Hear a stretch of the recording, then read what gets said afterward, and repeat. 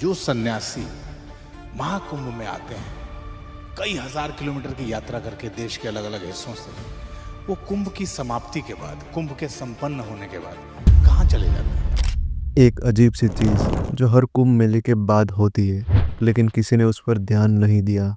हर 12 साल बाद हजारों नागा साधु एक जगह इकट्ठे होते हैं, तन पर बस भभूति, हाथ में त्रिशूल और आंखों में एक अजीब सी शांति।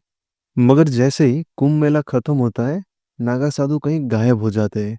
कोई उन्हें देख नहीं पाता, कोई नहीं जानता कि ये कहाँ जाते हैं।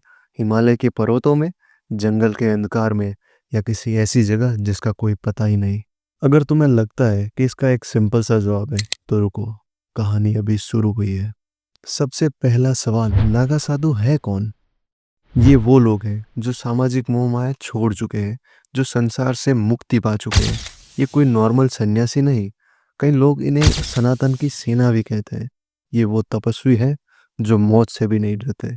लेकिन एक और शॉकिंग बात है। अब आपने सुना होगा कि नागा साधु किसी मंदिर या आश्रम में रहते हैं, लेकिन ये बात गलत है, क्योंकि नागा साधु किसी मंदिर या आश्रम में परमानेंटली नहीं रहते हैं। इनका जीवन कभी ना खत्म होने वाली एक यात्रा है, और ये सिर्फ कुंभ के समय दिखते हैं और फिर गायब। एक थ्योरी कहती है कि नागा साधु हिमालय के गुप्त गुफाओं में चले जाते हैं, जहाँ इंसानी दुनिया का कोई नामो निशान नहीं होता। ये गुफाएं आज भी अनजान और अनएक्सप्लोर्ड है। क्या हो अगर हम कहें कि वहाँ कोई और ही दुनिया छुपी हो। कुछ लोग तो ये भी कहते हैं कि नागा साधु नॉर्मल दुनिया में वापस आ जाते हैं, मगर एक नई पहचान के साथ। ऐसा ही कुछ नागा साधु कहीं ना कहीं एक नया जीवन जीते हैं, जिसमें किसी को उनकी असली पहचान का अंदाजा भी नहीं होता। अब ये तो थी लोगों ने बताई हुई बातें। अब ये देखते हैं कि जब नागा साधु से एक इंटरव्यू ने पूछा कि कुंभ मेले के बाद नागा साधु कहाँ गायब हो जाते हैं, तो उस पर साधु जी ने क्या बताया।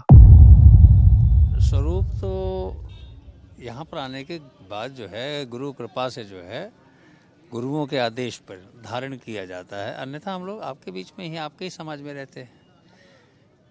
बड़ी सरल सी बात है।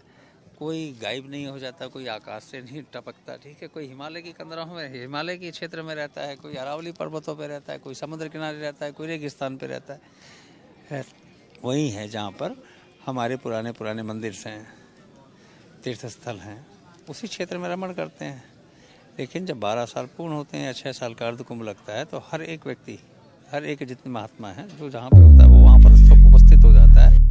अगर ये कहानी अच्छी लगी तो लगे हाथ एक और सीक्रेट भी सुन लो, स्क्रीन पे दिखाए वीडियो को क्लिक करके।